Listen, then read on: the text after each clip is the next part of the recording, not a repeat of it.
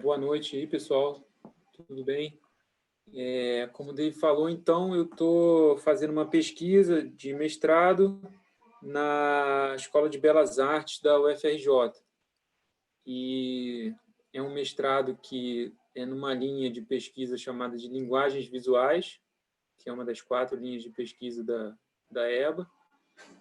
E o que isso tem de interessante e o que isso influencia na pesquisa que eu vou apresentar hoje é que essa linha é uma linha teórico-prática, né? Então, além de apresentar e além dessa pesquisa ter que produzir um documento teórico, né, uma dissertação, como todo mestrado, eu tenho que produzir também um trabalho prático no campo da arte.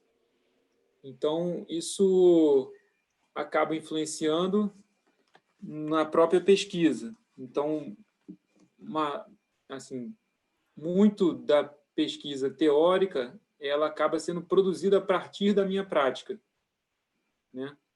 E a teoria também acaba, de alguma forma, entrando na prática. E o que eu vou apresentar hoje, então, é esse percurso e tentar explicar um pouco como essas coisas foram se misturando e gerando o que eu produzi até agora nessa pesquisa. Então, assim, voltando um pouco para a minha prática que eu já vinha desenvolvendo na fotografia antes mesmo do mestrado, eu queria apresentar primeiro, para poder situar um pouco, esse livro que eu acabei de conseguir lançar com patrocínio aí da Lei Aldir Blanc,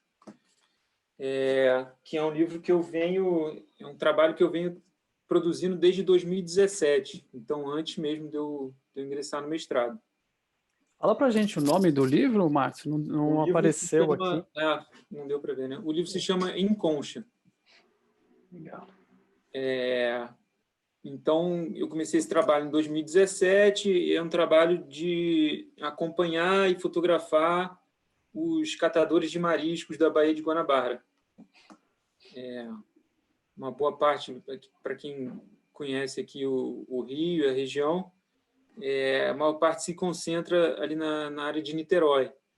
Então, fotografei ali basicamente 3 grupos. Um grupo que fica no centro de Niterói e cata os mariscos dos pilares da ponte Rio-Niterói. Eles vão lá com barco, para assim, junto ao pilar e mergulha com como chamam, compressor, e fica submerso lá, em geral até 10 metros de profundidade, arrancando os mariscos da ponte. Um outro grupo que trabalha na Ilha da Boa Viagem, que é bem próximo onde tem o Museu de Arte Contemporânea, ali de Niterói, o MAC, que também mergulha e fica catando esses mariscos nas pedras.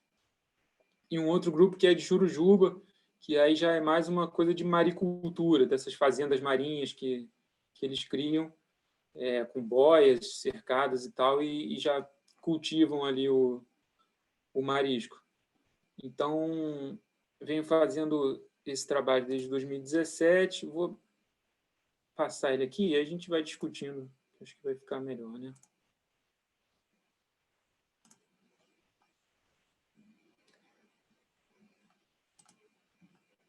Tá dando para ver aí, né? Sim.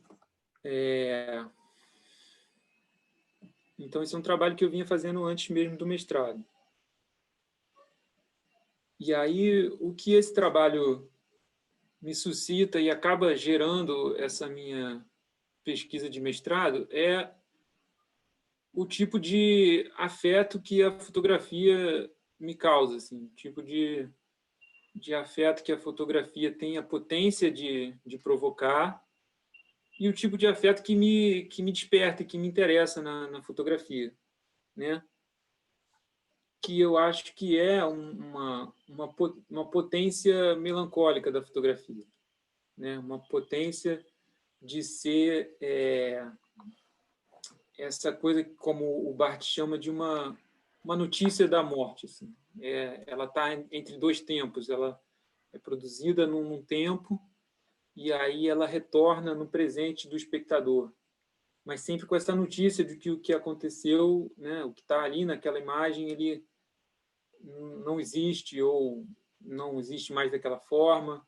Então, ela é sempre essa notícia de uma perda, né? Ou pelo menos tem a potência de ser a notícia dessa perda.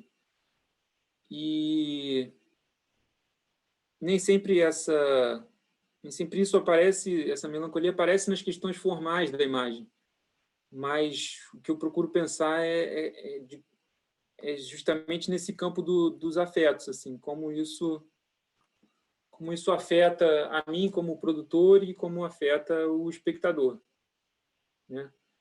E eu acho que nesse livro isso acabou passando assim muito na edição das imagens, não às vezes por uma procura formal, às vezes por isso, assim, por sentir esse tipo por ser afetado por esse sentimento e aí procurar fazer com que isso se encaixasse de alguma forma ali na edição, né?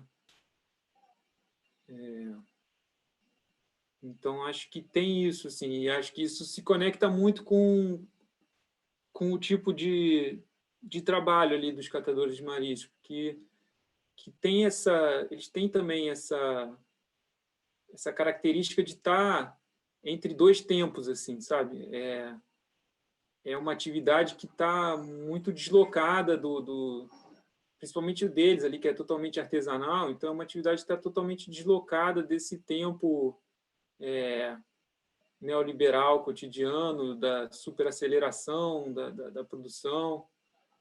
Então é como se fosse uma coisa que ficasse entre esse passado e presente, assim, passado de uma atividade que é tradicional, que depende de coisas que hoje a gente ignora, né, que são a natureza, o próprio tempo da natureza, maré, condições climáticas, o próprio defeso, que é o período em que não se pode pegar o marisco, porque é o período de reprodução, né?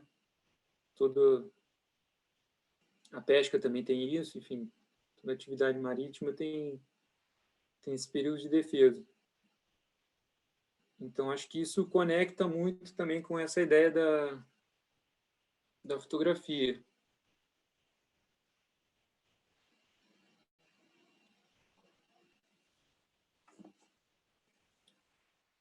Márcio, Diga. você acha que essa ideia de melancolia tem a ver com a pulsão de morte?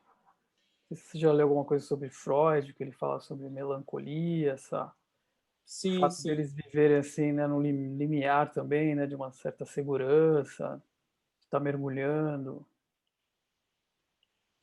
Acho que sim. Na minha pesquisa eu recorro bastante ao Freud, e acho que tem relação com a pulsão de morte, tem ali, é uma atividade que envolve isso, né? E acho que tem relação com uma perda também, né? Com essa coisa da perda, que a perda, não necessariamente a perda está ligada à morte, né? Mas é uma perda que pode ser uma perda idealizada também, né? Uma perda de território, uma perda de sei lá, de qualquer coisa, da pátria, ou ideia assim. E eu acho que na Baía de Guanabara se tem essa sensação de perda, assim, porque quando você está na Baía de Guanabara, você está lidando constantemente com a perda de um território e a perda disso, assim, é um lugar que está sempre ameaçado, né? A Degradação poluição ambiental? ameaça, né? A poluição é uma ameaça constante ali. A exploração do petróleo pela Petrobras na Baía de Guanabara é uma constante ameaça a quem é pescador artesanal na Bahia. A própria violência urbana é uma ameaça à Bahia hoje grande aqui no Rio de Janeiro. Então é um território que lida com essa perda, Eu acho que isso também se relaciona muito com essa ideia da melancolia, atrelada a uma perda. Eles têm essa, eu acho que eles vivem uma nostalgia, né, do que era, como porque o ambiente ali está bem degradado também, né, a água, né, imagino. Isso, exatamente. Algumas partes menos, outras mais, né? A parte de Jurujuba, por exemplo, que é onde tem a maricultura mesmo, é muito degradada.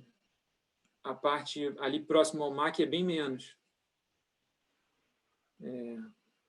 Mas mesmo assim tem, né? Essa degradação e às vezes essa degradação não está nem no ambiente, mas está na sociedade, assim, no que na ideia que a sociedade faz da Baía de Guanabara. Então, como consumidor do produto deles ali, a própria sociedade tem esse julgamento da degradação ali e isso desvaloriza o produto deles também. Né? E é um trabalho informal, né? Eles não estão assim, não tem nenhuma organização que defende os direitos, ou uma associação, coisa do tipo. Eles têm associações, né? Tem associação de maricultores, Ah, como tem as colônias de pescadores e tal, eles têm as associações deles. E tem o cadastro, as próprias associações organizam cadastros no Ministério da Pesca, que garante a eles receber o seguro-defesa nesse período, né, sim. Então, assim, tem um mínimo de organização, mas não é aquela coisa super organizada, mas tem um mínimo de organização da atividade. Assim. Então, diga. Então, esse livro ele começou antes da sua tese? Começou antes, né? Então ele Começou antes, comecei a produzir ele em 2017, ainda não como um livro, mas comecei a produzir esse trabalho em 2017. E aí eu concluí o livro mesmo agora, nesses 3 primeiros meses do ano, depois que saiu o patrocínio da Lei Aldir Blanc. Então, ele começa de uma forma e termina já também muito impregnado pelo que eu vinha pesquisando. Né? Então, acaba que na edição entra muito do que eu vinha pesquisando também. Né?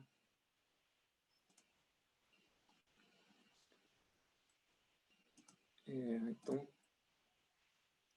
queria voltar para falar um pouquinho sobre isso e aí terminar essa parte do livro.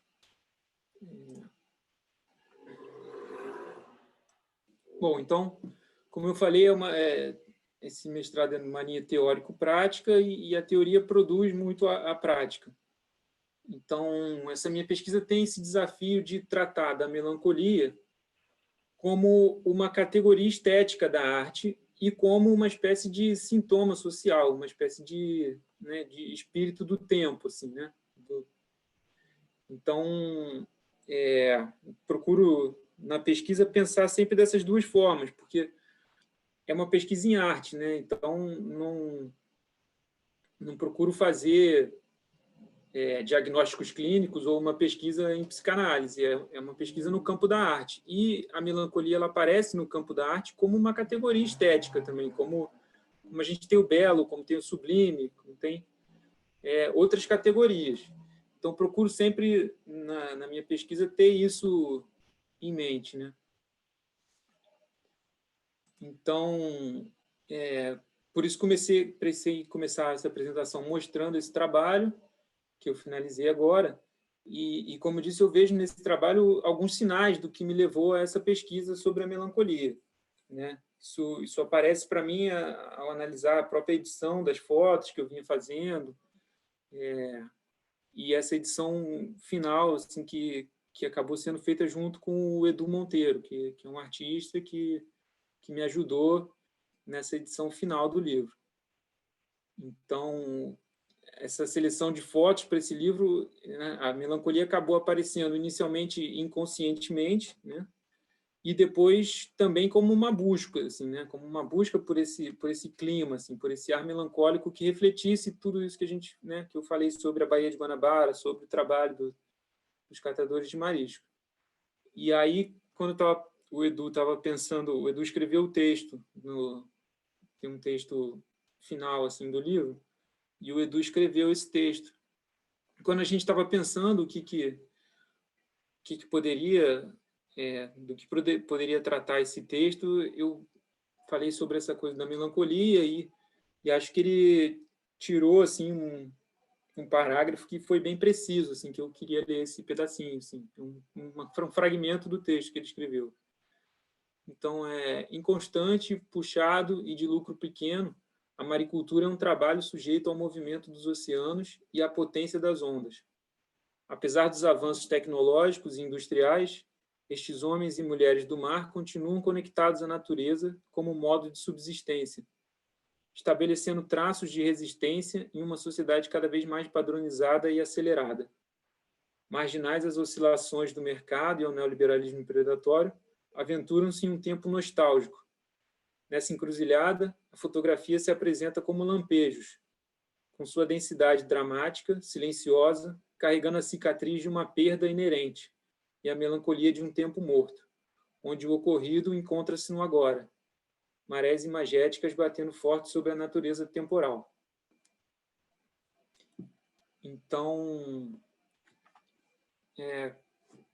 ele sintetizou bem isso que eu vinha falando, assim, de como a melancolia, a fotografia tem essa potência de lidar com a melancolia. Então, eu vinha depois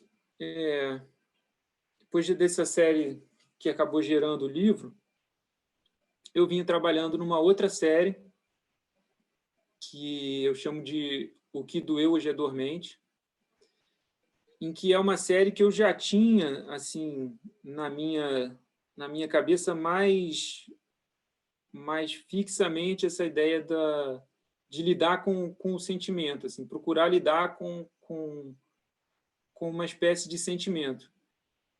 Isso já vinha antes da pandemia, assim, acho que depois da pandemia acabou agravando esse sentimento.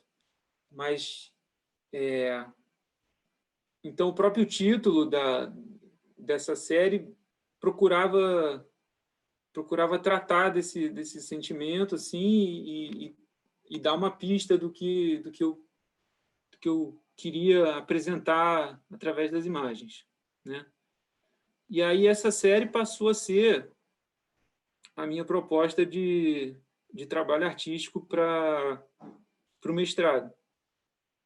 E a partir do desenvolvimento dessa série, as questões teóricas foram surgindo e, à medida que isso ia avançando, elas também foram modificando o trabalho das imagens, né?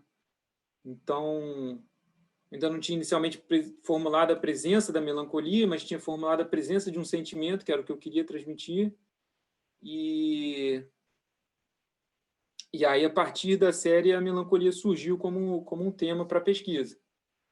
Então, por isso que eu digo que no mestrado a hora a prática guia a pesquisa, a hora a pesquisa aparece na prática. Então, foi a partir dessa prática fotográfica que comecei a pesquisa sobre a melancolia. Como eu falei, a melancolia ela é tanto um sentimento quanto uma categoria estética das artes visuais, tal qual o belo, o maravilhoso. E aí, assim, um ponto de partida que eu estabeleci nessa pesquisa é a gravura Melancolia 1, do alemão Albert Dürer, que é considerada, a partir desse ponto, que a melancolia se torna uma alegoria, ou seja, ela ganha um caráter de representação imagética de um conceito ou de uma ideia. Então, para Marie-Claude Lambot, a estética da melancolia, transformar a melancolia em alegoria, é deixar de considerá-la um humor passageiro e submetê-la a um projeto estético construído sobre os processos da melancolia. E aí, a partir dessa ideia inicial da melancolia, eu começo a tentar relacionar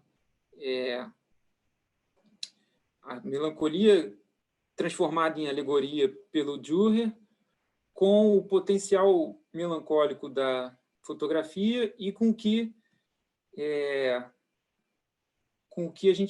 eu procuro fazer de leitura da sociedade hoje, assim, para também trazer esse trabalho imagético para o que a gente vive hoje.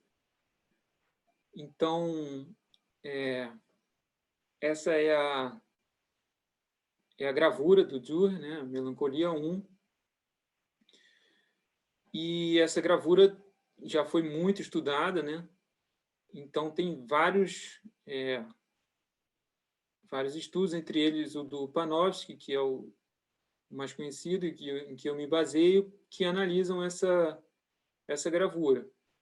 E o que é interessante perceber nesse estudo é que o Panofsky coloca essa gravura como a representação de uma espécie de transição social, assim, de uma sociedade que, sabe, de um reflexo da transição social, da transição para a era moderna, né? Da transição da Idade Média para a era moderna. Então, essa gravura, ela tem, a partir do processo do Dürer, que é de uso da iconologia, ela traz uma série de signos que, ora, a conectam à ideia de melancolia da Idade Média, ora, a conectam à ideia de melancolia baseada no texto do Agripa, que é um texto que já é no comecinho da Era Moderna. Então, como se o Dürer tivesse influenciado por essas duas perspectivas da melancolia e como se essas duas perspectivas da melancolia aparecessem nessa imagem. E isso aí me serve para pensar no que a gente vive hoje também, né? Nessa fase de transição entre eras e o que isso gera de sintoma social, né? Então, você tem aqui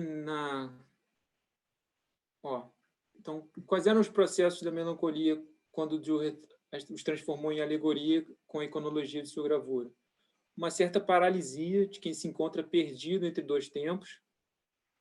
O Renascimento marca o início do homem moderno. O sujeito, abalado pela ciência, as navegações e todas as mudanças do período, perde sua referência de alteridade. Até então compreendida como a vontade de Deus, ela perde a sua unidade fixa e se transfere para o campo simbólico do inconsciente. Esse campo simbólico que a psicanálise vai estudar, né, que o Freud vai estudar no século XX. Os muitos acontecimentos, saberes e descobertas que se deram nesse período da história desarticularam essa unidade mantida durante séculos pela Igreja Católica. O sujeito passa, então, a ter que negociar consigo mesmo as limitações do campo simbólico da alteridade. Mas essas mudanças não se dão de uma hora para outra, o que gera um paradoxo no princípio da modernidade. Então, é um pouco desse paradoxo que tem nessa imagem. Você tem signos da ciência, né? Aqui essa tábula, né? Muito representativa da matemática, a balança, o compasso na mão aqui do anjo. Ao mesmo tempo, você tem signos de uma ideia melancólica da Idade Média. Por exemplo, o alforge. O melancólico era ligado a uma ideia de avareza, né? Então, tem essa mistura nessa gravura. E tem essa paralisia do anjo, assim, quer dizer, ele está cercado pela ciência, né? Ele está cercado pelos objetos, ele está cercado pelo material da ciência, pelo potencial da ciência. Ao mesmo tempo, ele está paralisado, né? Então, isso falava desse período né, entre eras ali.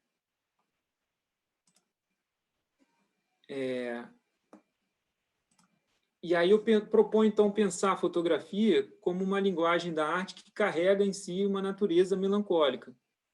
Isso em razão de ser potencialmente uma evidência da presença da ausência, aquilo que eu falei sobre o trabalho dos marisqueiros, né? Um fragmento do passado que se repete no presente. Uma fotografia é uma imagem que se apresenta sempre no presente do observador. mas seu referente, ou seja, o sujeito ou objeto fotografado, é sempre parte de um passado ausente. Essa é, para mim, a potência, né, a marca melancólica da fotografia, que é essa coexistência da vida e da morte. Acho que eu vou mostrar um pouco do que eu vinha produzindo nessas fotografias, e aí depois eu volto um pouco para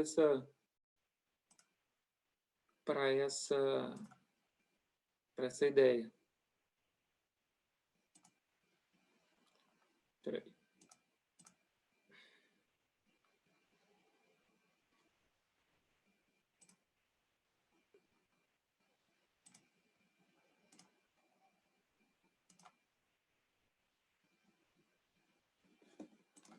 Então, assim, isso é um pouco do que eu vinha produzindo com esse título de, né, O que doeu hoje é dormente, assim, que era uma ideia de transmitir esses sentimentos e aí produzindo, fotografando a mim mesmo, a minha companheira, Gabriela, lugares por onde eu passava, situações que eu criava ou inventava, para, de alguma maneira, tratar disso, assim, sempre procurando, de alguma forma, esse clima. Então, vou passar um pouco disso aqui, assim.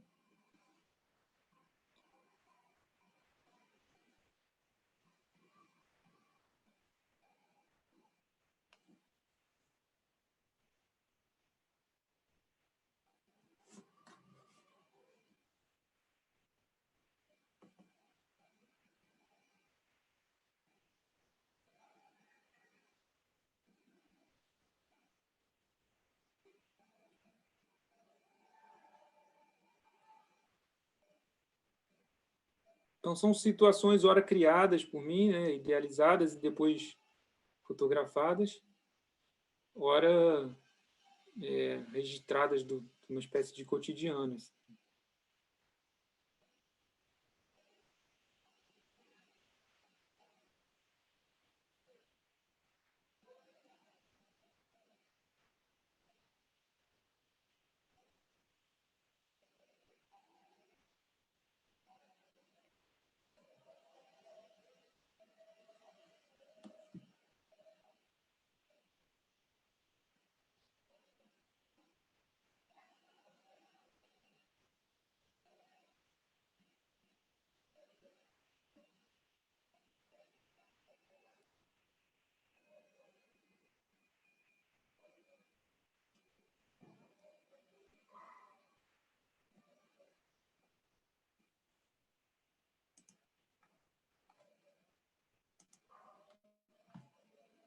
Então, quer dizer, a partir do momento que eu começo essa pesquisa de mestrado, esse trabalho era mais ou menos configurado dessa forma, né?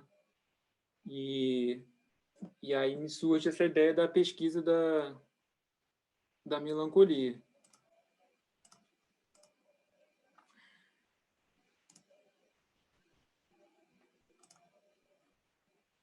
Ô, Márcio, essas imagens são do seu mestrado ou elas deram origem ao mestrado? A partir dessas imagens, você desenvolveu o mestrado ou você usou essas imagens para desenvolver o seu mestrado? Eu não só para entender Então, melhor. como eu falei, eu acho que funciona das duas formas. É aquela coisa da prática orientar a teoria e a teoria Sim. orientar a prática. Então, Você assim, tem uma parte eu já tinha antes e aí, a partir delas, eu comecei a fazer uma reflexão do que estava nelas, do que eu queria com elas, do que aquilo Entendi. poderia provocar de reflexão teórica, né? A partir do momento que eu inicio essa reflexão teórica, esse trabalho se transforma. E aí eu vou apresentar essa transformação um pouco mais adiante, assim. Ah, não, tá. Então é isso. Entendeu? Estou fazendo o percurso, assim. Claro, claro. Entendi. Belas Então, imagens. oi? Belas imagens. Obrigado, obrigado. Então, mais ou menos quando eu começo o mestrado, o trabalho tinha um pouco essa configuração, né? E aí elas suscitam essa pesquisa pela melancolia, né? Provocada por esse texto que eu já tinha, que é um texto pelo texto não, pelo título que eu já tinha, que é um título que ele é um pouco apropriado, assim, né? O que depois acaba gerando também uma parte de teoria, que é usar apropriações de frases no meu trabalho. Esse texto ele é esse título ele é um pouco apropriado de uma música do Fred Martins, que é um compositor que eu, na verdade, não conhecia na versão do Fred Martins, eu conhecia na versão do Renato Braz, que é um cantor aí de São Paulo, que eu acho incrível, assim, e ele tem a frase da música é: o que doeu um dia, hoje é dormente. Então eu me apropriei um pouco e modifiquei um pouco a frase.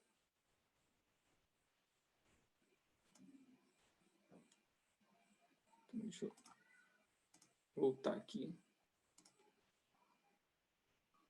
Bom, então, a partir dessa pesquisa da melancolia e da potência melancólica da fotografia, eu chego nesse texto Uncanny, da Rosalind Krauss, que se poderia traduzir como inquietante. Não vou me arriscar na pronúncia em alemão, mas nesse texto a Rosalind Krauss trabalha muito fazendo uma conexão entre a ideia de punctum do Barthes, o tique lacaniano, e isso acaba me conectando à ideia de sintoma do Didi Huberman, né? Então, nesse texto, a Rosalind Krauss mostra que o Barthes dá o nome de punctum à capacidade da fotografia de pungir o seu observador com a seguinte notícia: se o sujeito retratado na imagem ainda não está morto, um dia estará. Ele chega a essa conclusão em A Câmara Clara, que é um texto que muita gente conhece, ao ver a fotografia da mãe, né, da mãe dele, quando ela ainda era uma criança. A mãe do Barthes tinha falecido pouco tempo antes dele pegar essa fotografia para analisar, e olhando para a foto, o Barthes diz estremecer ao constatar que aquela menina vai morrer. Na verdade, ela já estava morta, né? Mas a própria fotografia dá essa notícia, como se a fotografia desse essa notícia para ele, né? E ele sabe disso porque a menina é a mãe, e ele sabia que ela já estava morta. Então ele tem uma espécie de arrepio diante dessa catástrofe que já aconteceu, né? Então, queria procurar tratar um pouco disso com um pouco mais de profundidade, só para eu avançar. Deixa eu só achar aqui o meu...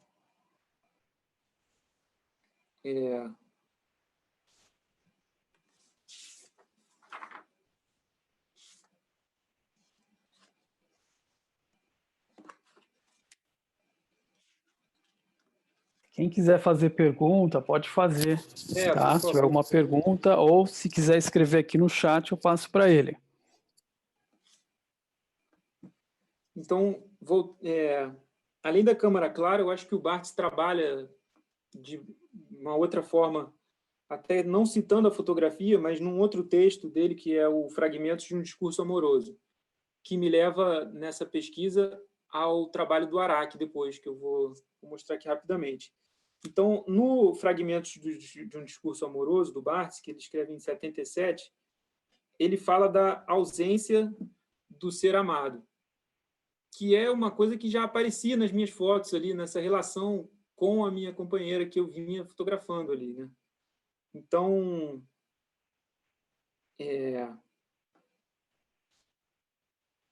que ele fala dessa... Quer dizer, o Barthes afirma que deve infinitamente ao ausente o discurso da sua ausência, né? Uma situação que ele classifica como extraordinária, pois o objeto de afeto está ausente enquanto referente. Porém, sua presença, enquanto houver o sentimento de afeto, sempre existirá como alocutário, ou seja, o ser a quem se destina o discurso, né? A quem se dirige o discurso. Essa distorção provoca um tempo que Barthes chama de presente insustentável. E o amante é um ser bloqueado entre dois tempos, o da referência e o da alocução. O passado, em que um objeto de afeto esteve, e o presente, em que ele continua sendo constantemente destinatário do discurso. Então, o Barthes coloca, você partiu e disso me queixo. Você está aí, pois me dirijo a você. Sei então o que é o presente, esse tempo difícil, um simples pedaço de angústia. E aí o Barthes vai tratar, né, como maneira que a pessoa tem de lidar com essa angústia, ele volta ao Freud e aquela brincadeira do carretel. Então, nessa brincadeira do carretel, o Freud usa para explicar o princípio da linguagem, assim, o surgimento da linguagem. Então, isso se relaciona muito com a ideia da linguagem fotográfica também, pelo que eu acredito. Assim. Essa brincadeira, essa ideia ocorreu ao Freud a partir da observação da brincadeira de um menino. A criança tinha assim, na mão um carretel de madeira com uma linha presa. Então, ela jogava o carretel para dentro do berço, que tinha assim, uma cortininha, né? Então, jogava para dentro do berço o carretel preso na linha e não via ele dentro do berço, que tinha uma cortininha. Depois ele puxava de volta para a mão. Então, quando ele jogava, ele usava uma expressão, né, em alemão que significava foi embora. Quando ele puxava de volta para a mão, ele dizia como se dissesse está aqui. A partir disso, o Freud entende que é uma espécie de jogo para lidar com a ausência. A partir desse jogo inventado pela criança, ele lida com a ausência da mãe, a ausência e a presença da mãe. Então, ele desenvolve a linguagem para lidar com essa ausência. Então, o tempo todo, estou pensando na fotografia como essa relação da presença e da ausência.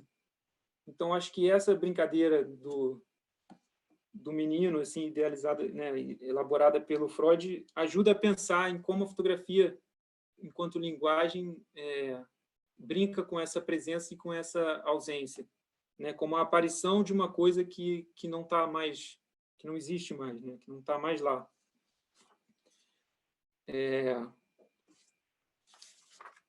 Isso também me faz chegar a essa ideia da perda melancólica, menos atrelada à pulsão de morte, menos atrelada a uma ideia de morte, e mais atrelada a uma perda que é idealizada, uma perda que chega a ser uma perda que precede a própria ausência. Então, a partir disso, eu passo a pensar no trabalho do fotógrafo Nobuyoshi Araki, o fotógrafo japonês. O trabalho deles tem duas fases nesse trabalho que eu passo a pensar. Uma fase que é a fase da lua de mel dele com a mulher, que se chama Sentimental Journey, e uma fase em que ele começa a fotografar a mulher a partir do momento que ela tem o diagnóstico de câncer e até um pouco depois da morte dela, que ele chama de Winter Journey. Então, ele lança em 61 ainda? Não, 71, ele lança o Sentimental Journey só com essa parte da lua de mel. Depois, mais tarde, ele lança o Sentimental Journey / Winter Journey, que já tem essa mistura das duas fases.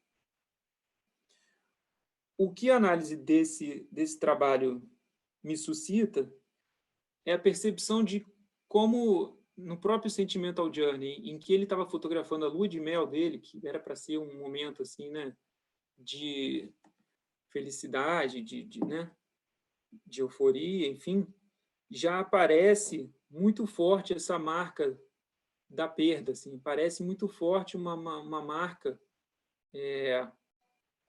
melancólica. E o próprio Araki percebe isso.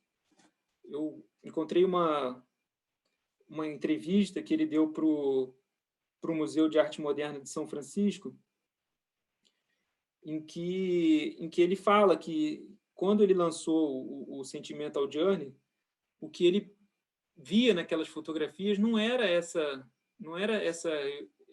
euforia da lua de mel, não era essa, né, essa alegria que poderia estar estampada ali. Ele via já uma ideia da perda, né?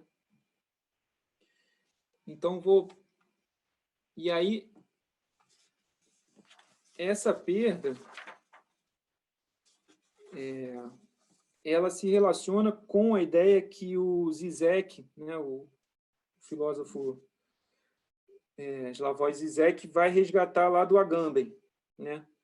Então, o Zizek diz que existe uma certa, o que ele chama de confusão entre falta e perda nas traduções do Melancolia, do Luto e Melancolia, que é o texto do Freud, né? Então, segundo o Zizek, o melancólico incorre involuntariamente nessa confusão, ao imaginar que seu sofrimento decorre da perda de algum objeto, cujo luto não foi capaz de realizar, gerando assim uma espécie de fixação. No entanto, ele não se dá conta de que o objeto, enquanto causa do desejo, é originalmente e de maneira constitutiva faltoso. Em suma, a melancolia oculta o fato de que o objeto é faltoso desde o princípio, que seu surgimento coincide com a sua falta, que o objeto nada mais é do que a positivação de um vazio, de uma falta, um ente puramente anamórfico que não existe em si. O paradoxo, é claro, é que essa tradução enganadora da falta em perda nos permite asseverar nossa posse do objeto. O que nunca possuímos jamais pode ser perdido. Então, a melancolia, em sua fixação incondicional no objeto perdido, de certa maneira, o possui em sua própria perda. Então, o Zizek vai resgatar lá no Agamben e defende que a melancolia não é o resultado de um fracasso do trabalho de luto, como aparece no Luto e Melancolia do Freud. E a consequente persistência nesse apego ao real do objeto de desejo. Mas o seu oposto. A melancolia oferece o paradoxo de uma intenção ao luto, que precede e antecipa a perda do objeto. De novo, essa ideia da fotografia, assim, né? De uma imagem que antecipa a perda, como o Barthes coloca lá, de uma imagem que antecipa a notícia da morte de quem está na foto, né? A melancolia oferece o paradoxo de uma intenção ao luto que precede e antecipa a perda do objeto. Assim, o melancólico desenvolve inconscientemente uma estratégia para possuir um objeto de desejo que, na realidade, nunca teve, e que, ao contrário, sempre esteve perdido, ou em falta. Esse jogo consiste em tratar um objeto materializado enquanto, de fato, ainda o possui, como a esposa, no caso do Araki, né? Por exemplo, como se já o tivesse o perdido. Então, nessa ideia do Agamben e do Zizek, eu encontro essa relação com o trabalho do Araki, uma relação com o meu trabalho e com a própria fotografia, como pensou o Barthes, né? Então, vou mostrar aqui o trabalho do Araki é bastante conhecido, mas vou mostrar aqui um pouquinho. E aí, para procurar discutir um pouco isso, como isso aparece, assim.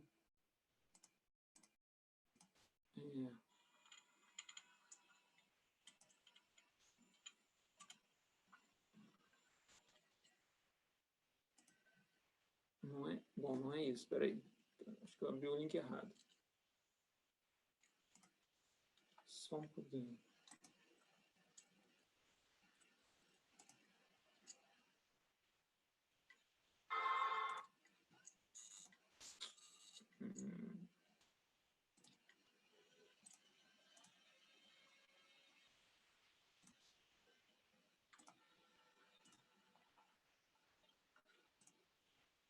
Pronto, agora foi. Então, esse é o Sentimental Journey / Winter Journey, né? Sentimental Journey, só o lançado em 71, é raríssimo, não consigo encontrar, mas o que esse livro faz é juntar essas duas fases do trabalho. Então começa, como eu falei, na lua de mel, né? Ele vai virando ao contrário porque é japonês, né? Então o sentido de leitura é da direita para a esquerda, né? Da esquerda para, sei lá, da direita para a esquerda. Mas aparece, né, voltei aqui para ver o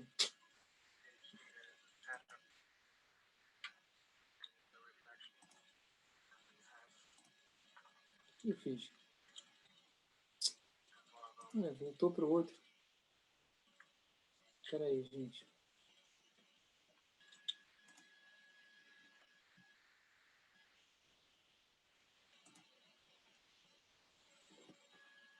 Agora foi, né? Sim. Então tem toda essa fase da lua de mel, e aí essa fotografia é especialmente interessante porque ele fala, o próprio... Espera aí só um segundinho. O próprio Araki fala nessa entrevista que eu encontrei para o Museu de Arte Moderna de São Francisco, ele fala especificamente sobre essa imagem e como essa imagem transmitia a ele esse sentimento da perda. Ele diz que no Japão tem-se esse costume, esse imaginário de fazer como se fosse essa transição para o mundo dos mortos, assim, que a pessoa vai, né, deitada numa barca, sendo levada num barquinho, sendo levado para o mundo dos mortos. E ele diz que não pensou nisso quando fez essa imagem, né, da mulher dele. Ela não tinha sido diagnosticada ainda com câncer, não tinha nenhuma suspeita disso, nem nada. Mas ele usa essa imagem depois para perceber assim como isso aparece no trabalho, assim, né? Como essa perda, como essa ideia acaba aparecendo nele mesmo, assim. Isso é legal para pensar na perspectiva que eu uso também nessa pesquisa, na perspectiva do Didi Huberman com a ideia de sintoma da imagem, né? Que tem, né, como se a imagem tivesse uma parte formal, né, uma parte que se analisa pelas características formais da imagem, né? Então a gente pode analisar que ela está deitada numa certa situação de apatia, que pode relacionar, né, com uma espécie de permanência da iconologia do Dürer, né, da melancolia 1, da gravura. Ela está deitada nesse barco, sob essa esteira, que o Araki até fala isso, que nessa tradição japonesa as pessoas vão deitadas sob essa esteira no barco mesmo. Então tem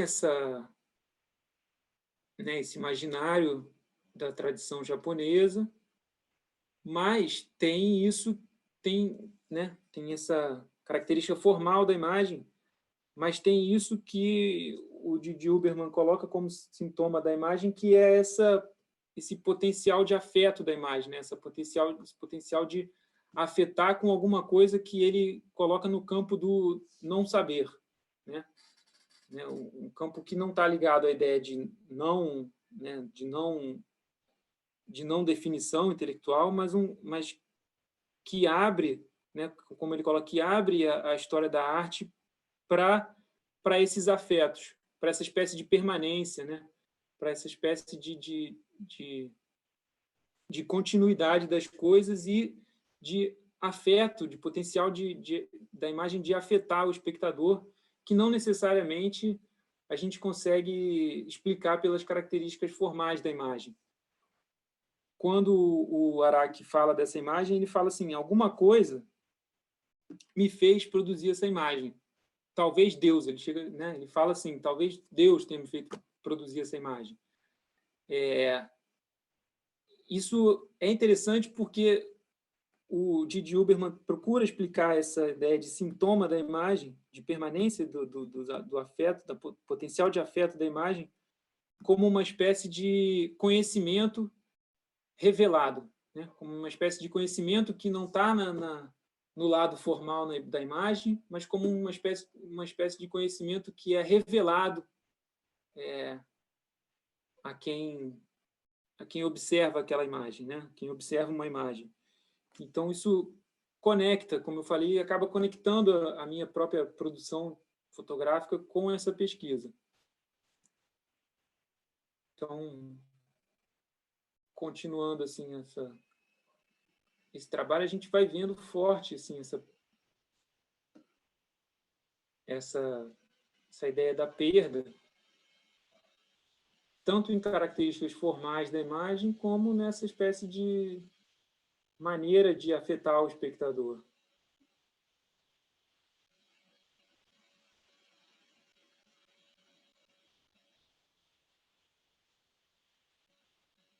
E aí aqui eu acho que ele faz a passagem já para o... aqui ele faz a passagem para o que ele chama de Winter Journey, que é essa parte da fotografia, né, que ele fotografa ela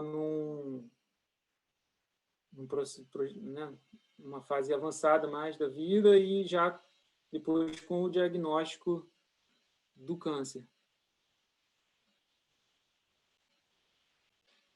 Em alguns momentos eu acho que essa parte é até mais leve do que a do início, né? Mas impressiona assim a mim, acho que impressiona ele mesmo, tanto que ele faz essa conexão, como as duas fases se conectam, né? Nessa maneira de afetar.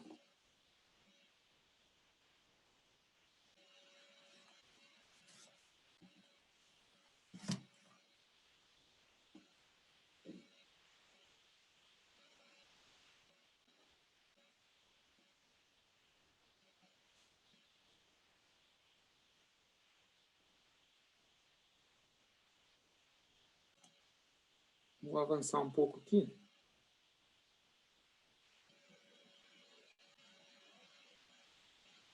E aí já ela, né, bem doente e depois aqui ela já morta. Depois ele continua fotografando como se fotografasse a ausência dela, né? Aí, de fato, uma ausência, né?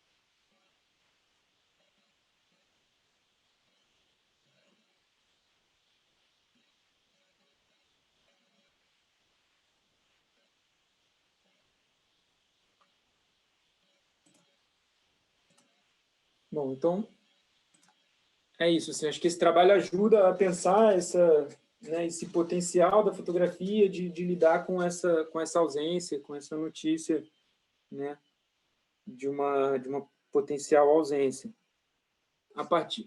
E aí, quer dizer, eu começo essa pesquisa me faz chegar no texto do Byung-Chul Han, o filósofo sul-coreano,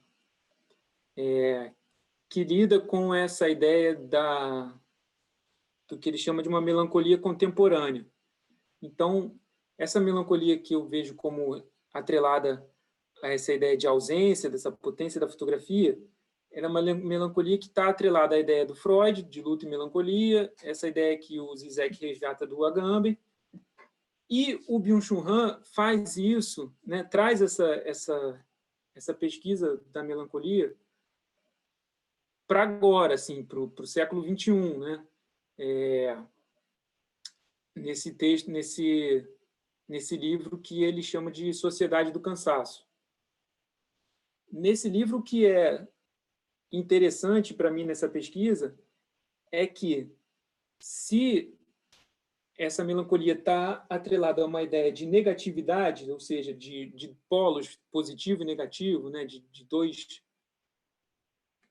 tempos, né, dois polos,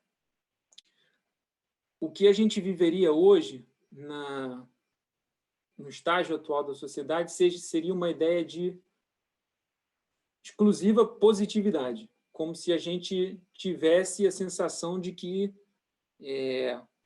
a gente pode tudo, né? Então, essa ideia do neoliberalismo, assim, que a gente é autossuficiente, que a gente, né, baseado no nosso próprio esforço, no nosso próprio nossa própria vontade de desenvolver as coisas, a gente pode alcançar tudo. E então isso é um reflexo dessa sociedade que a gente vive hoje, assim, né? Do faça você mesmo, do cara que é fotógrafo, pesquisador, né? Sei, professor, também trabalha com não sei o quê, né? Essa sociedade que a gente vive, em que a gente faz tudo, em que a gente tem uma demanda por fazer tudo, uma demanda 24/7, como diz o Jonathan Crary, né, naquele livro dele, 24/7, de que você tem que estar ligado né, produzindo e consumindo 24 horas, 7 dias por semana, né, que essa é a nossa sociedade. Então, é uma sociedade que o Byung-Chul Han chama de uma sociedade da positividade, exclusiva positividade. O próprio Zizek coloca uma crítica ao Byung-Chul Han, que o Byung-Chul Han até respondeu um pouco essa semana num artigo que ele escreveu para o El País, que essa é uma questão interessante, assim, que eu já vinha pensando, assim, que essa ideia de positividade, de exclusiva positividade, na verdade é que a negatividade teria se transferido, né, que os países desenvolvidos teriam transferido a negatividade para os países subdesenvolvidos e explorados, como o Brasil, como outros países que os países do primeiro mundo exploram. Que é uma ideia interessante, assim, mas o Byung-Chul Han questiona e diz que mesmo assim, a forma de consumo ela é totalmente global. Então, o que a gente consome aqui uniformiza o nosso desejo. E o nosso desejo é o desejo da positividade, é o desejo dessa potência de realização de tudo. A partir dessa pesquisa, o que isso provoca nas minhas fotografias? Assim, eu passo a procurar lidar com essa ideia da positividade. Passo a procurar uma forma de lidar artisticamente com a fotografia e com essa ideia de que eu hoje vivo num ambiente, né, marcado por essa ideia de que tudo é possível. E aí isso me gera duas etapas novas no meu trabalho artístico. Uma etapa é começar a pensar formalmente como essa ideia da melancolia, da positividade, né, que essa positividade, segundo o Byung-Chul Han, ela produz uma melancolia contemporânea, né? Ela produz essa culpa, porque a gente nunca alcança essa... Não existe essa ideia de que a gente vai produzir para chegar lá, mas não se chega lá, não existe lá, né? Então a gente nunca chega. Isso produz um recalque, né? Isso produz uma espécie de sofrimento. Então, como eu procurei lidar formalmente com essa ideia de positividade e de potência de tudo, assim, passando da ideia da fotografia para a ideia de instalação, pensando a instalação formalmente como algo que pode englobar essa ideia de que tudo é possível. Então, na instalação você pode ter fotografia, vídeo, pintura, objeto, pode não ter nada também, enfim, pode tudo. Então, comecei a pensar como poderia transformar isso, como poderia transformar o meu trabalho nessa ideia de que tudo pode, assim, de que tudo cabe.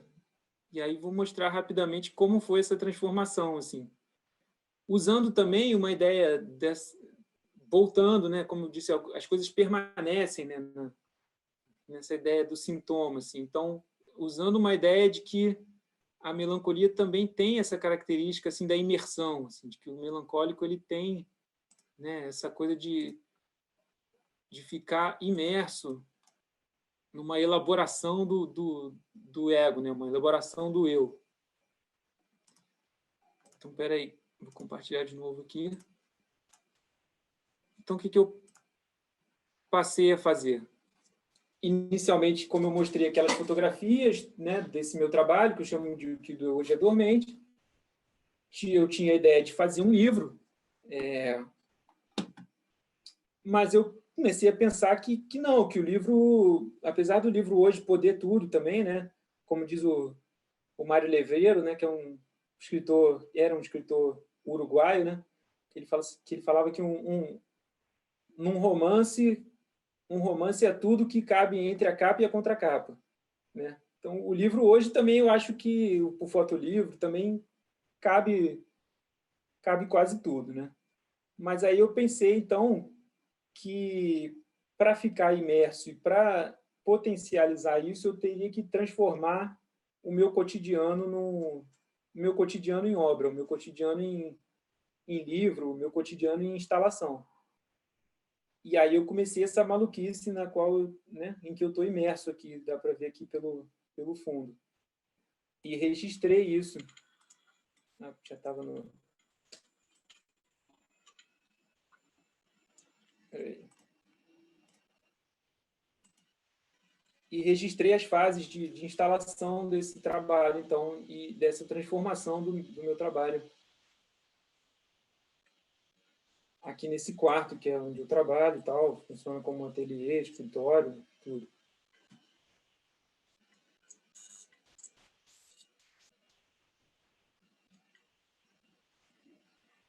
Então, aí a fotografia sai né, da dimensão da tela, ou da dimensão que potencialmente seria um livro, para a dimensão relacional, né? A relação com o meu cotidiano, a relação com o meu corpo dentro desse lugar que ficou super escuro, ficou bem tenso também.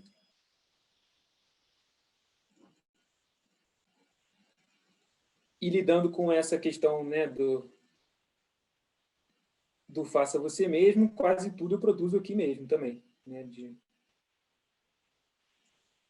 impressão, aquela grande não, mas essas que vão ocupando. E aí eu começo a misturar as coisas, né? Aqui você vê que tem um objeto, que é um cordão, que eu me apropriei da minha mulher, que aparece na foto. Eu começo a me apropriar de frases, eu começo a criar frases, eu começo a misturar texto, imagem, objeto. Aí eu me aproprio de um livro, que está aqui pendurado, penduro um livro que não é meu, que é do escritor argentino Patrício Prom, que lida com essa coisa da melancolia também. Penduro uma boneca do livro que eu vinha tentando produzir com esse trabalho. começa essa mistura. Se alguém tiver alguma pergunta, a gente pode ir debatendo assim, enquanto vai passando o vídeo. Tem um comentário aqui da Galvão, que ela faz um comentário que no Império dos Signos, Barthes adentra uma coisa que você estava falando anteriormente, na questão do vazio na sociedade oriental, especialmente no Japão. Né? Imagens acentuadas na modernidade, pelo vazio, pelo processo da aceleração que você, né, havia tocado anteriormente. É uma espécie de um comentário, né, quando você estava mostrando o livro.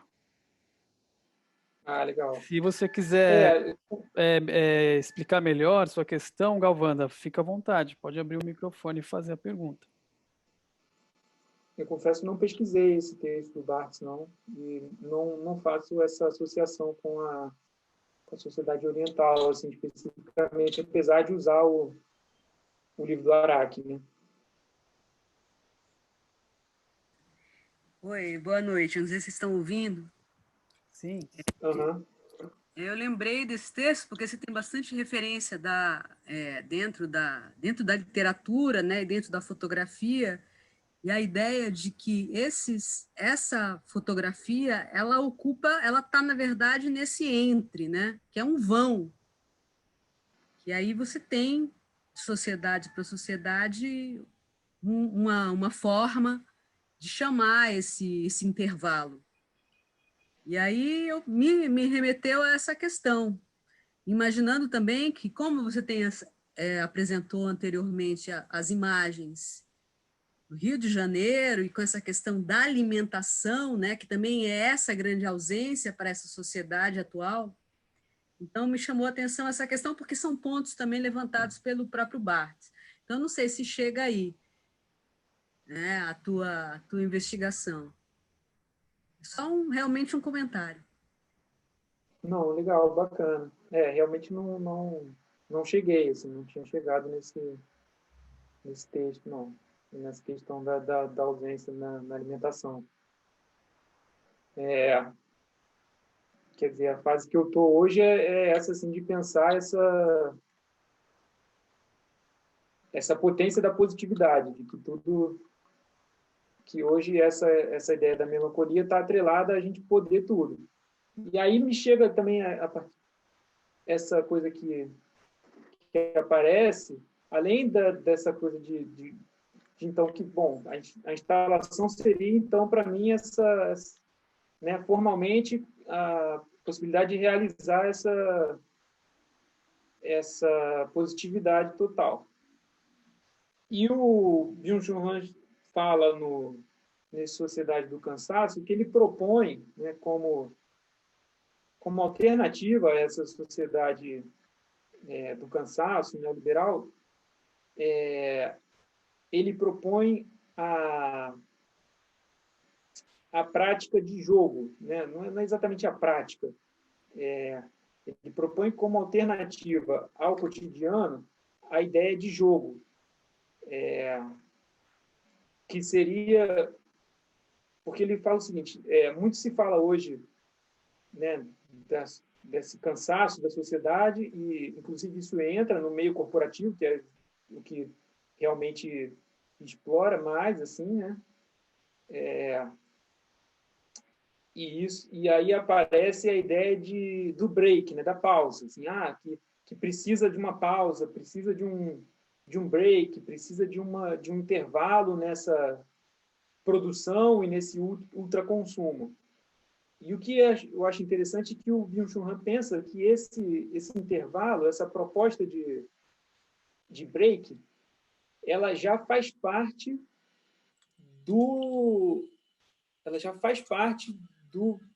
da positividade, ela já faz parte do neoliberalismo. Assim. Se você não parar, você quebra. Então, parar é uma condição para continuar. E aí o que ele propõe, então, não é a parada, não é o break. Ele propõe a dinâmica do jogo, ou da festa. Ele fala em dinâmica de jogo ou festa, que é essa dinâmica que não tem objetivo, né? Então, em contraponto a essa ideia de que a sociedade precisa... Hoje ninguém faz mais nada à toa, assim, eu vou fazer alguma coisa porque eu gosto. Não, tem, né, sabe? As pessoas fazem alguma coisa com algum objetivo, né? Tem que, sei lá, tem que estudar isso com algum objetivo, tem que ir a algum lugar com algum objetivo. Tudo parece que tem um objetivo que está atrelado a essa sociedade neoliberal. Então, ele propõe não a pausa, ele propõe a dinâmica de jogo, que é uma dinâmica que não tem objetivo. Assim, pensando um jogo esportivo, tem o objetivo da vitória, mas você tem, né, no espírito da prática, não, né? Quer dizer, você tem, inclusive, o Brasil tem um jogo que não tem vitória, né, que é o frescobol, aqui se pratica, hoje menos, mas se pratica muito nas praias aqui do Rio. Não tem ponto, não tem vitória, não tem derrota, não tem nada. É só pela dinâmica do jogo. E aí isso me passa, assim, nesse momento que a gente está vivendo, de que, quer dizer, esse meu trabalho não tem final, assim, ele está encarcerado aqui, eu não vou, sabe, eu não estou produzindo para uma galeria, eu não estou produzindo para uma, né, para uma exposição específica. Eu procuro, então, começar a pensar nele nessa dinâmica de jogo e de fazer, refazer. Você vê que ali tinha uma parte que aparece que tinha aqui um pintado na porta, depois eu joguei um pano por cima, tem parte que fica por trás, outra que vai para frente, nessa dinâmica de fazer e de refazer. E né, dessa coisa da prática do jogo a partir de uma dinâmica lenta, assim, saindo do instantâneo da fotografia para uma dinâmica lenta. E aí, como eu estava falando antes de começar, até com o David comentando, que a partir já do começo, depois da pandemia, eu estava com, né, a gente fica com essa dificuldade de produzir assim fotografia e tal. E aí eu moro perto da reserva florestal aqui do Grajaú. E aí foi durante um bom tempo, assim, até tenho que voltar a frequentar mais, uma espécie de alento, assim, eu ia para lá, sentava lá, ficava lendo, né, aqui sobre a minha pesquisa, ou lendo qualquer outra coisa. E aí, a partir dessa observação lenta, assim, de ir para lá toda tarde, eu fui pensando no que eu poderia fazer de imagem ali, e o que isso poderia, né, de que forma fazer essas imagens naquele lugar também. E aí eu produzi esse trabalho que eu acabo encampando aqui no teto, aqui também, ocupando aqui meu quarto com ele. Que foi feito já nessa dinâmica de um tempo parado, assim, né? De um tempo paralisado. Né? Deixa eu passar aqui.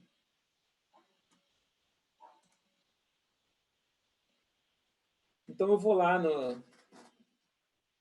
aqui na reserva florestal, caminho um pouco, subo lá a trilha, vou para cima, vou para baixo, tal, não sei o quê, e encontro alguns pedaços onde eu acho que podem entrar intervenções, mas intervenções feitas. E aí eu procuro isso, né, procuro especificamente essa dinâmica, assim, de não fazer a intervenção digitalmente, de fazer a intervenção com tinta mesmo, usando pincel, tinta, para ter essa dinâmica que eu, inclusive, achei bastante, né, bastante tranquilizante na pandemia. Eu entendi por que as pessoas gostam de fazer pintura e artesanato. Eu nunca tinha pintado nada. Então, essa dinâmica foi bastante interessante. Assim, a partir disso, eu fotografo, imprimo e faço a pintura com tinta sobre a impressão, trazendo essa ideia de uma marca que eu não sei se é caminho, o que é, né? E tem essa ideia sempre do vermelho. Seria uma cicatriz? como uma espécie de cicatriz, como uma espécie de indicação de caminho também, né? Porque quando você, né, tem aquela ideia de que quando se percorre uma trilha, vai deixando marcas também, né? Então, pode ser isso, marcas de um percurso também, né? Como vem nesse percurso. Sutilmente, eu coloco tudo, todas as interferências apontam para a esquerda. Mas aí já é uma, né? Aí é uma interferência política mesmo minha.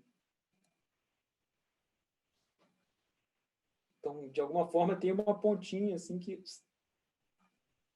né?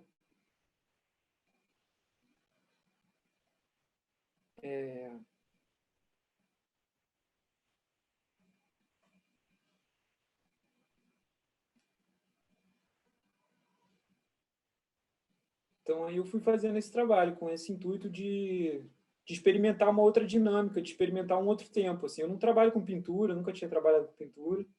Meu tempo sempre foi o instantâneo da fotografia.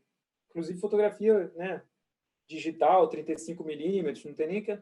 Não costumo trabalhar com fotografia de grande formato, que tem até uma outra dinâmica de tempo, assim, mas inclusive porque eu venho do jornalismo, então tem uma dinâmica super do instantâneo.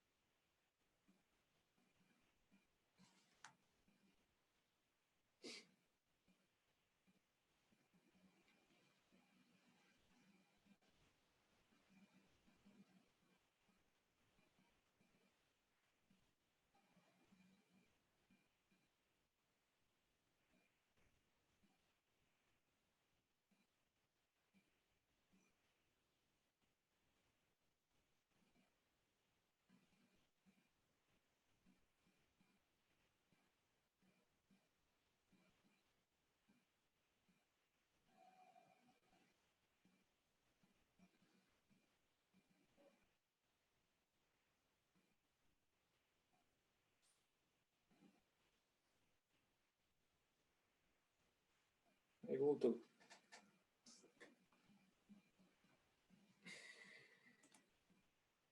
Bom, aí é isso. Aí, a partir dessa série, acontece uma coisa que é desses acasos, assim, que eu trato também na pesquisa, assim, né?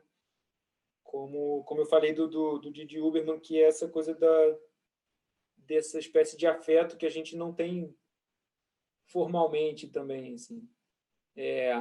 Eu fiquei pensando como colocar esse trabalho, né, essas fotografias interferidas com tinta vermelha aqui nessa minha instalação. E aí eu bolei essa espécie de teia que eu fiz aqui no teto. Não dá para ver muito por causa da luz ali, né? Mas tem uma espécie de uma teia de linhas pretas, e aí as fotografias impressas ficam por dentro dessa teia. E aí eu fiz isso num dia. No dia seguinte, eu caí num texto do Gilles Tiberghien, que se chama A Cabana, em que ele fala que, né, eu estava procurando um texto sobre a ideia de labirinto, que trabalhava com, né, porque eu estava pesquisando sobre o labirinto, porque tem a ver com aquele paroxismo da melancolia entre Idade Média e Renascimento, que eu estava pesquisando. E aí, do labirinto, eu cheguei nesse texto da cabana, em que ele fala que o labirinto e a cabana são arquétipos arquiteturais que estão nessa fronteira entre construção e obra, assim, né? Construção e uma espécie de obra de arte. E muita gente hoje se apropria dessa ideia da cabana, né? Como escultura, né? Muitos artistas lidam com isso hoje. que a cabana teria essa propriedade de fronteira, assim, desse paradoxo também, de uma coisa que te protege do exterior, mas, ao mesmo tempo, não é uma construção fixa ou, né, ou rígida, ela também liga com o exterior. Então, ela está também nessa fronteira. E aí, então, a cabana ela é também usada, muitas vezes, por pensadores e filósofos como uma espécie de lugar do pensamento, lugar de construção do pensamento. Né? E aí ele fala que a construção humana começa a partir do momento que o ser humano começa a tecer e entrelaçar, que é mais ou menos o que eu fiz aqui, né? Tecer e entrelaçar as coisas aqui no teto, que assim começa a construção humana. E então isso calhou assim de ser essa coisa que também, né, aí ele, né, como uma espécie de construção do ambiente de pensamento, né, que é mais ou menos o que eu faço aqui, que é a construção de um ambiente de pensamento, que é aqui que eu produzo esse pensamento teórico, é aqui que eu produzo esse trabalho de arte, né, como se eu estivesse construindo o meu próprio ambiente para isso, assim. Então, acho que é isso, assim, acho que, né, mais ou menos o tempo que a gente tinha aí para falar, acho que eu tratei basicamente de todas as questões. Se alguém tiver alguma pergunta, alguma dúvida. Pode abrir o microfone ou fazer aqui pelo chat. Márcio, tá, gente? Eu tenho uma pergunta, Márcio. Gostei Oi, muito da sua apresentação. A minha pergunta, assim, é bem simples, tá? Não é nada, assim, uma pergunta sofisticada. Eu fico imaginando, quando você falou sobre o vazio, e eu vendo a sua instalação, eu fico imaginando, assim, será que um dia, quando o Márcio desmontar tudo isso, ele vai sentir o vazio? Porque, assim, uma vez eu já tive essa experiência de colocar nas fotografias, misturar com desenhos, com pinturas. De repente, quando eu precisei retirar, até para recomeçar uma outra coisa, eu senti vazio, sabe? É uma sensação diferente. Sempre com uma experiência artística, quando você até se despede de uma experiência e parte para o novo. Também tem essa sensação de vazio, não é? Porque eu estou vendo tudo tão bonito aí, sabe? Eu fico imaginando, e quando o Márcio, então, ele partir para outro trabalho, e aí ele vai fazer uma outra instalação, ele vai sentir o vazio dessa fase. É isso. Não, boa. Eu acho que tem duas perspectivas aí, né? Uma perspectiva voltando àquela coisa da melancolia lá do Araque, da fotografia, assim, que não necessariamente por estar aqui não tem o vazio, né? A ausência, quer dizer, a presença, ela traz em si a ausência. Então, não necessariamente por estar aqui tudo ocupado não tem o vazio, né? Às vezes o vazio ele tá aqui exatamente sendo lembrado pela ocupação. Agora, do ponto de vista de ter esse quarto de volta, eu acho que eu vou achar bom, porque isso aqui está bastante claustrofóbico, na verdade. Está super escuro. Não tem as paredes para refletir a luz, assim, tá. Você está o quê? Numa cabana? Uma cabana. Quase isso. Não, é um quarto, só que é um quarto super pequeno, assim, minúsculo. Uma cabana metafórica, de repente. Você vê que o quarto é minúsculo, assim. Se eu esticar o braço, eu cheguei na parede aqui já. Então, talvez quando eu tirar isso aqui vai ser até bom. E sobre essa experiência que você também disse de como se nunca chegasse a um determinado ponto, sabe? É como se fosse uma busca que você está se lançando em um trabalho, aí você aborda sobre a melancolia e tudo mais, o vazio. o lado existencial, e isso nunca acaba, não é? Você comentou essa questão de não ter fim, e que, de repente, isso pode gerar uma certa aflição, é isso?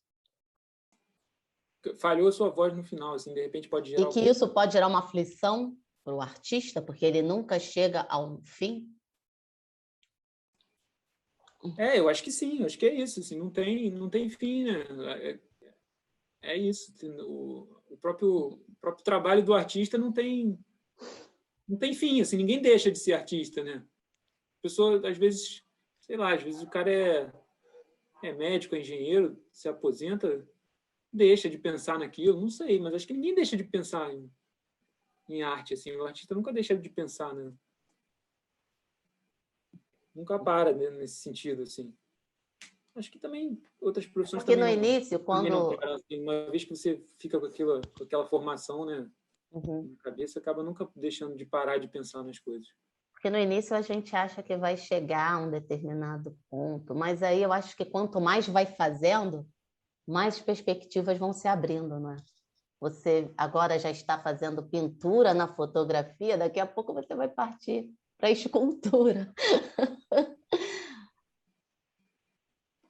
Não é? Não, acho que sim. Até já fiz um negócio, mas eu até ia colocar realmente aqui mas a pandemia me impediu nesse sentido, de que você falou aí da escultura, assim, eu bolei um negócio, fiz uma maquete, né, mas precisava fazer com gesso e até ou arrumar alguém que fizesse para mim, e aí acabei deixando isso de lado por causa dessa, né, essa restrição de sair, de procurar as coisas. Mas é bem isso, assim, a gente não tem, é isso, não tem chegar lá, né? Não tem alcançar alguma coisa. E é muito isso, assim, essa ideia que a sociedade hoje tem como, né, como ideal, assim, de que você vai chegar lá, assim, você vai fazer, você vai se esforçar, você vai não sei o quê, você vai para academia, você vai para a escola, você vai para, sei lá, sabe? Você vai fazer as coisas, você vai ler um livro, você vai qualquer coisa assim é para chegar lá. Assim, qualquer coisa para alcançar algum objetivo, mas não tem, você não vai alcançar, não adianta. Esse objetivo não é fixo, é igual você estava falando aqui da pandemia. Quanto mais anda, parece que mais longe fica, assim, né? Quanto mais Márcio, tempo passa desde que começou a pandemia, parece que a gente está mais longe do final. Márcio, uma coisa que você falou que é interessante, que o artista nunca para, né? E o próprio processo é o conteúdo também da obra, né? O processo do artista é o próprio conteúdo, né? Porque a obra é a materialização de uma ideia, né? De um processo. E esse processo ele não cessa, né? A obra às vezes incompleta, ela é também uma obra completa, né? Desse processo. E essa ideia que você falou também que eu achei legal esse falso positivismo, né? De que tudo, se você fizer o certo, você vai tudo vai dar certo se você fizer o certo, né? Que é um pouco desse individualismo, né? Desse sistema que a gente vive, né? De que se você fizer o certo, você chega lá. Isso afeta muito a arte, né? Eu vejo que a fotografia ela está muito afetada por essa ideia de melancolia. E eu achei interessante o que você falou sobre melancolia virar uma linguagem. Acho que foi mais ou menos isso, né? Foi mais o que eu entendi, né? Foi que eu acho que sim, eu vejo muita gente usando dessa melancolia como linguagem. Para quê? Para se inserir no mercado, para não se inserir, para entrar num consenso, né? Naquilo que já está aceito, que já está as pessoas já entendem aquele tipo de imagem, e eu vejo muita gente sem essa carga, sem esse pensamento sobre a melancolia, sobre a nostalgia, mas usando se apropriando dessa linguagem, que é o contrário, né? É o movimento contrário. Não é aquela coisa que vem de dentro e se materializa, que é o processo do artista, mas é a apropriação de uma linguagem para chegar lá, para ser aceito, para se inscrever num edital, né, que tem um perfil. Como que você vê isso na fotografia? A melancolia, a nostalgia como linguagem, você acha que tem isso? Eu acho que sim, eu acho que foi mais ou menos o que eu procurei tratar, assim, desses dois aspectos da melancolia. A melancolia como um sentimento social, né? A melancolia como né? Por isso que eu falo da a melancolia, a fotografia como né? A melancolia como fotografia contemporânea, assim. Então, a melancolia como né? Como se a gente fizesse uma fotografia da sociedade contemporânea, a gente veria essa melancolia, Sim. né? Mas a melancolia ela é uma categoria estética da arte, né? Um pouco com essa dualidade que eu procuro trabalhar nessa pesquisa. Então, assim como a gente pode falar que a pessoa se apropria do belo para fazer uma obra que é só bela, a gente pode falar que ela se apropria da categoria estética da melancolia para fazer uma obra que lida apenas com a estética, né, da melancolia. Eu acho que seria possível, eu acho, né? Pensar nessa apropriação da estética apenas como uma categoria. E aí é isso, você vem pensando no ai, meu Deus, fugiu o nome agora. Pensando na ideia do Atlas lá, né, fugiu o nome dele agora. Alguém me ajuda aí. Varba. Pensando na ideia do Atlas, do Warburg, você pega, sei lá, você pode pegar a gravura lá do Dürer e vir fazendo né, uma espécie de Atlas dessa característica formal da melancolia e reproduzir isso, né? E o passado sempre retornando, né? É. De formas... Eu digo que assim, seria possível mapear isso, né? Acho que seria possível mapear isso formalmente. Eu acho legal isso, como assim, um artista ter isso claro, né, como ponto de partida ou um ponto de chegada, né? Porque acho que é aí que está a verdade, né? Quando você tem consciência do processo que você está utilizando, né? Acho que quando a gente vê um trabalho que tem essa consciência, acho que é diferente de simplesmente ver um trabalho que só se apropriou, né? Não sei, eu tenho essa impressão, uma impressão pessoal, né? De certa forma, até uma crítica a muitas imagens que a gente vê aí de fotografia que dita contemporânea, né? Como se estivesse acontecendo agora, né? Mas Eu tem esse... entendo isso que você está falando, Dourado. Eu penso nisso também, principalmente quando o artista ele faz um trabalho muito que fala muito de si mesmo, não é?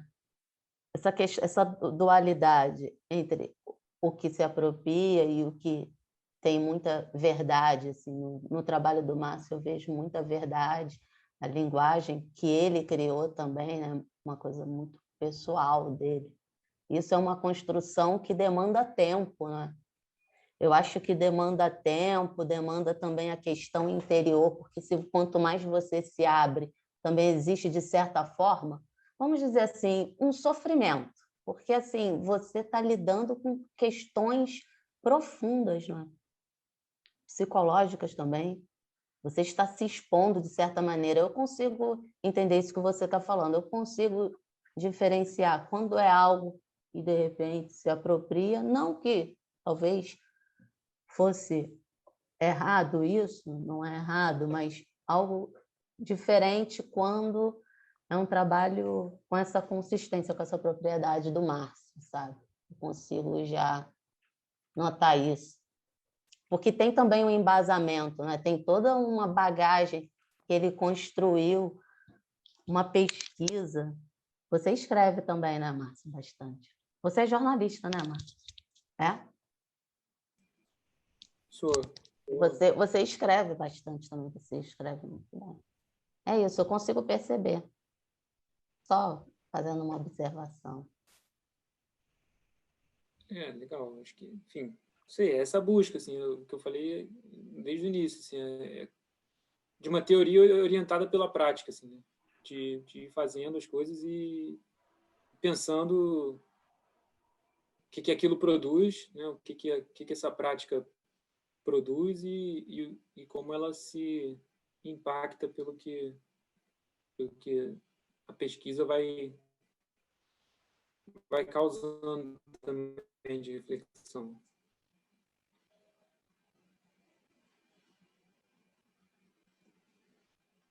Estava aqui, você falou do Freud, né? Aí eu peguei meu livrinho aqui, Luta e Melancolia, e aí, mas você falou uma coisa que me ajudou a entender esse livro, né? Ele tem uma série de comentários e tal. Essa ideia que foi organizado pela Maria Rita Kell, que ela fala muito dessa coisa, né, da melancolia e tal.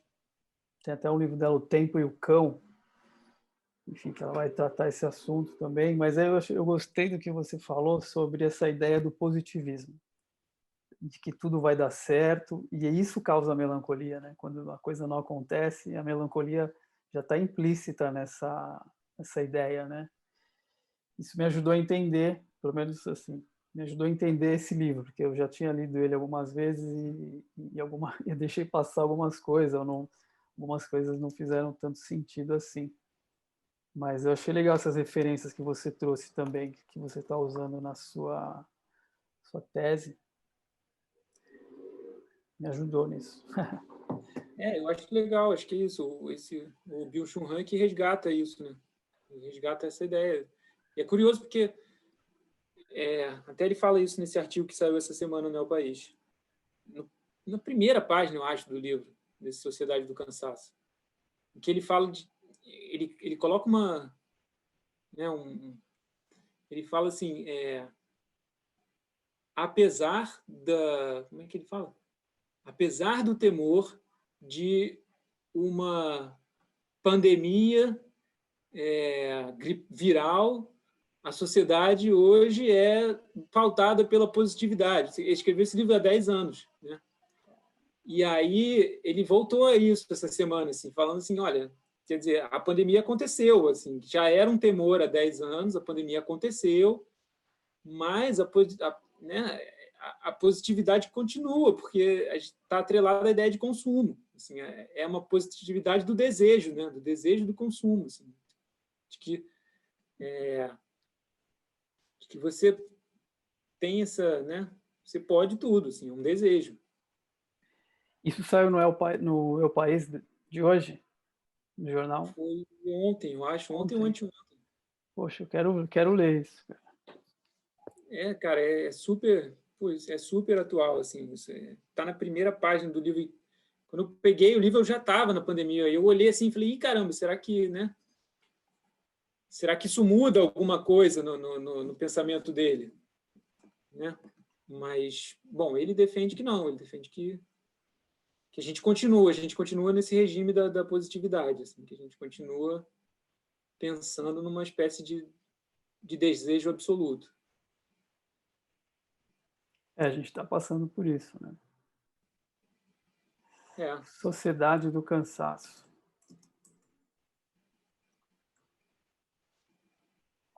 Essa sociedade que nós vivemos extremamente capitalista, ela preza isso, é a eficiência. O ser humano ele tem que ser eficiente. São os números o tempo inteiro, quanto você produz. Eu fico pensando que até o momento, quando essa pandemia passar, sabe? Porque um dia vai passar. E eu acho que pessoas vão começar a perguntar assim, tá, o que você produziu? O quanto você produziu? Você produziu muito? Você leu quantos livros? Sabe? Como se fosse tudo números. Então, você até no momento de pandemia, parece que você tem que ser extremamente eficiente. Não é isso. Você também tem o seu momento. Cada indivíduo está passando o seu momento com seus problemas pessoais. E não é pela quantidade, é a transformação que você está passando, que é uma coisa muito subjetiva, entende?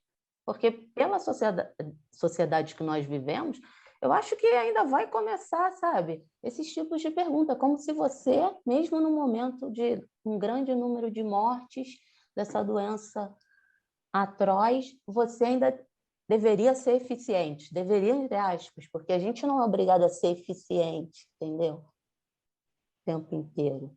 É por isso que a nossa sociedade é doente, né? Freud já dizia do mal-estar na civilização, né? É que o texto é muito atual, eu acho. É tudo isso e mais um pouco, né? É isso. É curioso, eu acompanho a coisa de literatura, assim, né? Consumo, né? Para variar. Consumo pelo YouTube, muita coisa de literatura, de resenha e tal, não sei o quê. E hoje em dia tem youtuber para tudo, assim. E esses youtubers comentaristas de literatura ficam fazendo um scout de quantos livros leram na pandemia, quantos livros leram, não sei o quê. Até isso tem uma finalidade, assim, tá contando, assim, né? Fazendo um scout de quantos livros leu esse ano, quantos livros leu na pandemia, quantos livros leu não sei quando.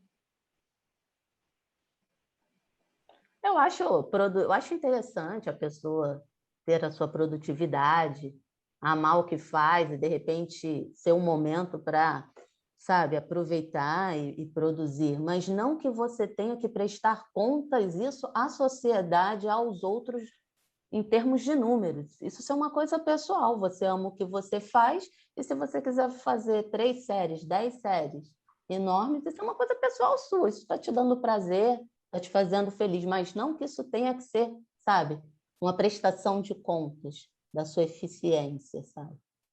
É isso. Mas isso quer dizer, você falou agora, eu me lembrei de uma coisa super importante que eu não falei sobre essa pesquisa do Byung-Chul Han, né? Ele relaciona essa sociedade atual e chama de sociedade do desempenho, em contraponto à sociedade do controle do Foucault, né? que a gente não precisa mais de instituições de controle, a gente não precisa mais de escola, presídio, escritório, chefe. A gente passou a ser a sociedade do desempenho. A gente é o próprio carrasco, a gente é nosso próprio chefe, a gente é o nosso próprio, entendeu? Porque esse controle tá hoje totalmente introjetado na gente. Assim. A gente é o nosso próprio controle. Então, Algoz e juiz, né? eu acho que isso é isso, algoz e juiz. Assim. Acho que isso é super interessante nesse pensamento dele. Assim. De como a gente eliminou a sociedade do controle do Foucault, né? E passou a ser o controle. E Márcio, agora Oi. com essa tua fala aí me remeteu aí pertinho de vocês aí do Rio, que é Quem está falando? né? Só pra gente. Qual é o seu Galvanda. nome? Ah, sim, Galvanda. Obrigado. Porque aqui eu estou em Belém, então a internet é muito ruim. Legal. Se eu ligar a câmera, uma coisa e outra, eu acho que vai, inclusive daqui a pouco tá fechando o tempo para chover. Mas pensei justamente nessa questão da Estamira, né? Porque ela dizia lá que estamos todos, né, no controle remoto, como se alguém, então isso, né, essa supremacia do controle que justamente uma pessoa que está fora, está no lixão do Rio de Janeiro, acho até próximo aí, não sei se é muito próximo, pelo que eu lembro do Rio, dessa localização, né, o Gramacho, alguma coisa assim, esse lixão, e aí ela está comentando dessa sociedade do controle, e ela foi anterior ao coreano. só esse ponto, que aí realmente dá para a gente rever, né, e pensar um pouco nessa fala, de como a Estamira ela é sibilante, né, ela projeta justamente dentro da própria loucura, né, esse desmonte e essa questão da própria ruína da nossa sociedade. Mas é isso, muito bom o teu trabalho, gostei muito dessas intervenções com o pincel, acho que vai trazer outras discussões aí. Legal, pô, obrigado. Super participação. Muito legal, Márcio. Também gostei do seu trabalho físico, material. artístico e também o pensamento está muito bem embasado. Aprendi bastante, já peguei algumas referências aqui, né? Sociedade do Cansaço, vou ver. E tá bem legal. Aí depois, quem sabe, a gente pode depois mostrar aí o final do seu trabalho, mandar pra gente aí, trabalho final, ou vir aqui também apresentar, quem sabe. Acho que não vai Tá. ter final, né? Pensando nessa dinâmica, não tem verdade, final. Tem final, é. Né? Se Mas eu for seguir de arrisca essa proposta da dinâmica aí, não tem final.